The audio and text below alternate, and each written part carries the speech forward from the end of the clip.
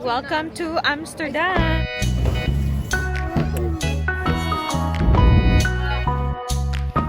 You're missing out. Life change. It's really life-changing. So nice. Lalo ka na naman this week!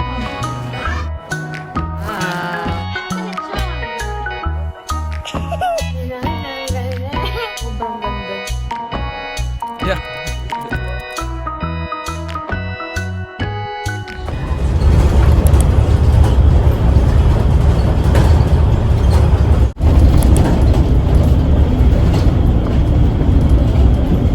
Mga unta.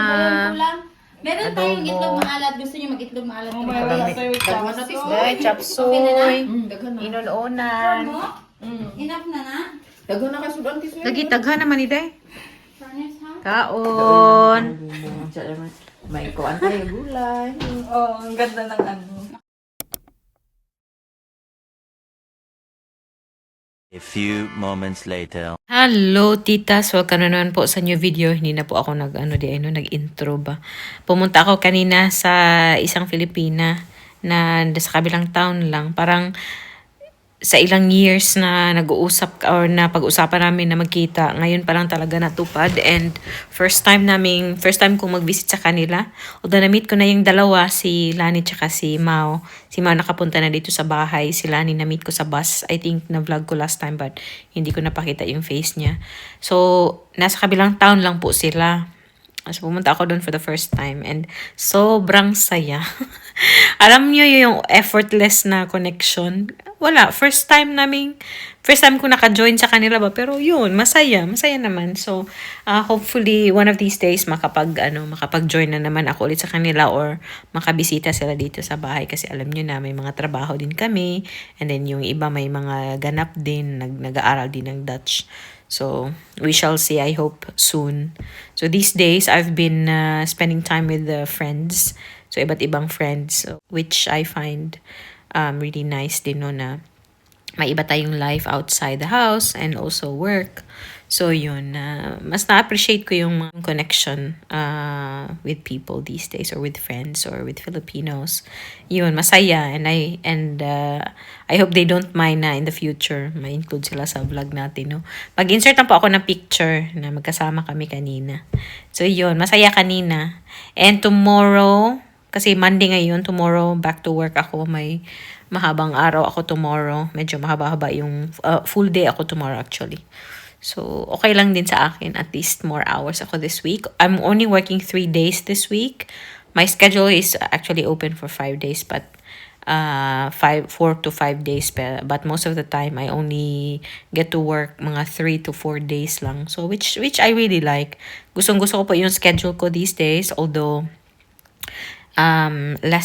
medyo less yung hours natin sa work, and that also means medyo less yung pay, diba? Pero I kind of like it because now I find more balance. Na-mention ko din po kay Mr. na mas nafe-feel ko yung balance. Hindi ako sobrang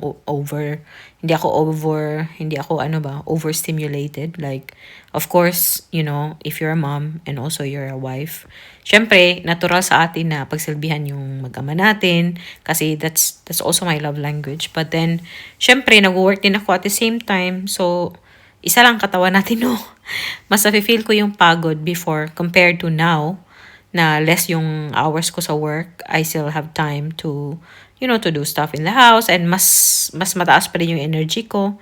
And then, at the same time, I can still, you know, sometimes prepare or bring Anna to school, prepare Anna, or pick up Anna sa school. Gusto ko yung gano'n na parang mas may time ako sa mga bagay that really matter. So, yun. Matter. Char lang. Bitaw, mas gusto ko yung schedule ko ngayon, and I hope in the future, more hours ako, of course. But for now, I like it, and gusto ko yung trabaho ko ngayon. And although nasa adjustment period pa ako kasi mag 2 months pa lang ako sa work. But, yeah, I like it for now. So far, mga bagong experience sa trabaho, gusto ko. Mga katrabaho ko, gusto ko din. So, positive lang siya these days. So, yeah, maganda po yung pakiramdam ko sa work. hindi natin alam, no, what will happen in the future. But for now, nai-enjoy ko po yung trabaho and also yung new environment and new friends, new colleagues. So, yeah. Push pa din tayo, no? In a few minutes, in maybe 15 to 20 minutes, puntahan ko na si Ana sa daycare niya kasi may daycare po siya today. Kaya I thought na, because I've already done yung mga house chores kasi nga 4 days akong free. So, nagawa ko na yung mga gusto kong gawin sa bahay. And of course, free ako today. And I thought, parang wala akong ibang plano. Buti na lang nag-invite si Lani na puntahan namin yung si Sis Marites doon sa nasa kabilang town sila. Sabi ko, go. Kasi malapit lang din naman. Ilang stops lang po and malapit lang din naman ako sa bus stop. So, yeah, it has been a really nice day and also I had fun spending time with new friends. So, yeah, maganda din. I really hope na in the future may more Filipinas will live dito sa aming town. And syempre may mga friends naman na ako. But then, iba pa rin yung may malapit ba dito sa amin. Syempre, hindi naman sila ganyan kalayuan yung mga friends ko na na-meet today. But also, really nice to kung may may Filipinas ka na malapit dito sa town lang namin. Same nila. Malapit lang sila sa isa't isa, guys. So, sabi ko talaga, sana all kayo dito. Uy, kasi magkalapit lang kayo. Pag kung feel nyo na pumuntahan yung kaibigan, as long as free lang about isa, yun, pwede talaga. So yeah, I look forward to meeting them again. Actually, pupunta pala kami sa Saturday balik ako doon kila Sis Marites kasi nga birthday ng anak niya. So mag-a-attend kami ni Ana but hindi po ako mag-video for sure. So yun lang, na-invite kami doon sa kanila. So shout out kila Sis Marites and kay Dailani and also Maureen, si Mau. Mga bagong friends ko sila sa si Sis Marites na nakakausap ko na po siya sa WhatsApp dati pa and also before kasi or until now I think nanonood po siya ng videos every now and then. So shout out sa inyo sa inyo, sis. Anyhow, pick upin na natin si maya-maya si Aling Maliit. Good thing si Mr. medyo may time siya tonight because yung sister niya yung maglabas sa aso ng parents niya because last week na ng parents yung in-laws ko sa US and they will be back sa weekend. Excited din po kami na makauwi sila, no? Namimiss na din ni Ana yung lolo't lola niya. Yun lamang yung mga kaganapan and na-enjoy ko talaga yung day off. Gusto ko talaga yung schedule ko these days kasi although open po yung schedule ko on a Sunday, inopen ko yung schedule ko, but most of the time, hindi po nila ako binibigyan ng Sunday. So, gusto ko din yung ganun. I don't mind working on a Sunday because basically, I only work like 4 to 6 hours and yung pay kasi double yung pay. So, okay lang sa akin. Pero these days, hindi din nila ako binibigyan ng Sundays, which is totally fine because I work Mondays to Thursdays most of the time. Pero gusto ko yung schedule na to. Diba? Pag may mga weekend trips, mas okay. Kasi nga, Thursday to Sunday, walang work. Diba? So, magkakagala talaga ba? Diba na? Chika na naman ako. Balikan ko na naman po kayo. The next day.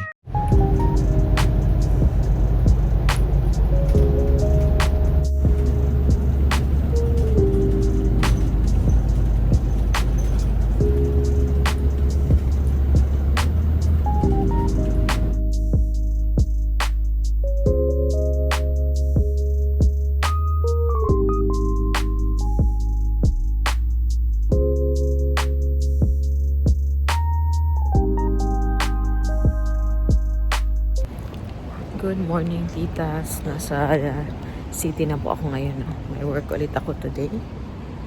Hindi na naman ako nakapag-video. Kahapon ulit. Pero anyway, mahaba yung araw natin today sa work. Care bells lang.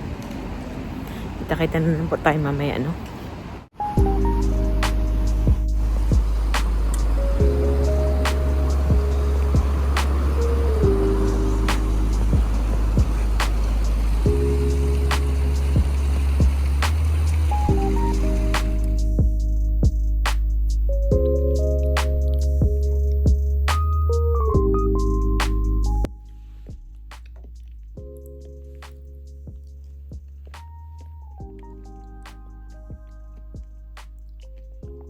mabilisan tayong breakfast.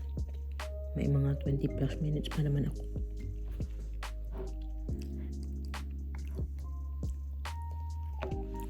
One eternity later. Hello, titas! Oh, di ba, ngarag na tayo.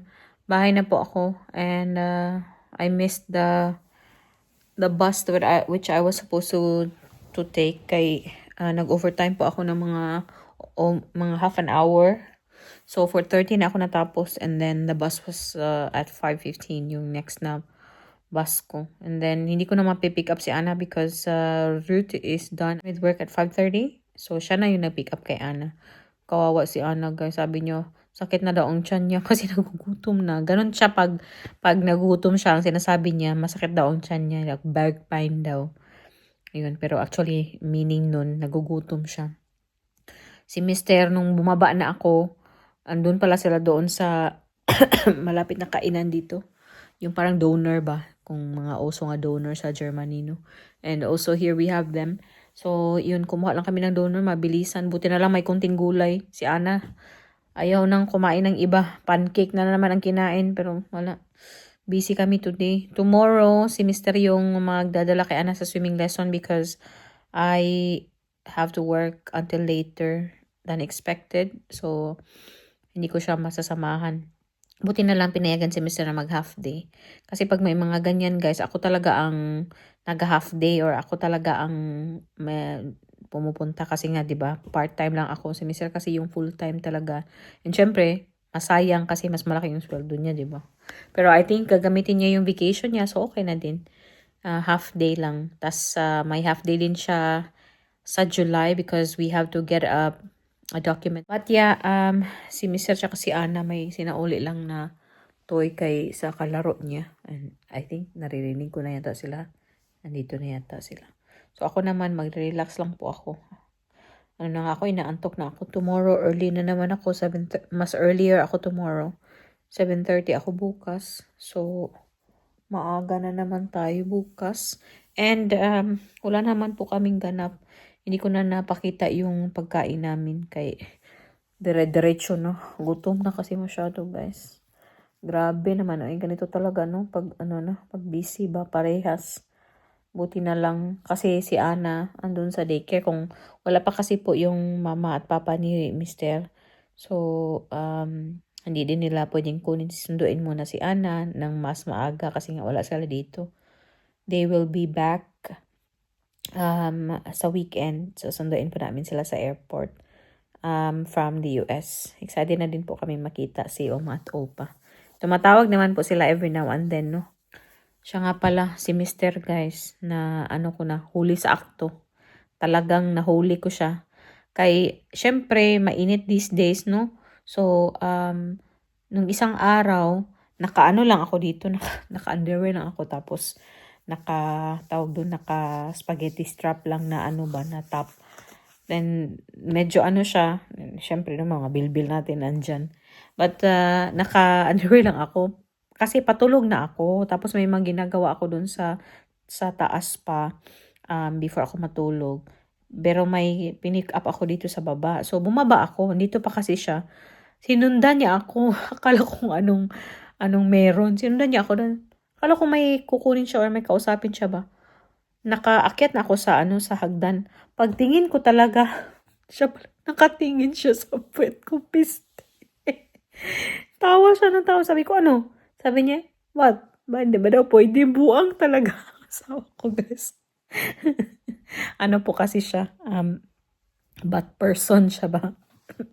Buang talaga tong asawa ko eh. Nahuli ko talaga siya. Tapos nakatawa siya kasi nahuli siya eh. Siya, bakit daw? Hindi mo daw pwede tumingin. Buing yun. Nahuli ko talaga siya. Nakatawa na lang din ako. Andun na lang. Awayin ko pa siya. Andun ako sa taas na eh. Natutulog na din si Ana. So yeah, yun lang. Share ko lang. But yeah, yun lamang din yung ganap natin. No? Pasensya na hindi masyadong yung maayos yung mga videos natin lately. Mga connect lang. And i-end ko na din po yung ating pa-video. Ana! Yeah! Say bye-bye to the titas, be. Do it, titas. Bye-bye. Bye. See you next time. Mush mush babush. Doy papa. Babush, dudoy. Doy.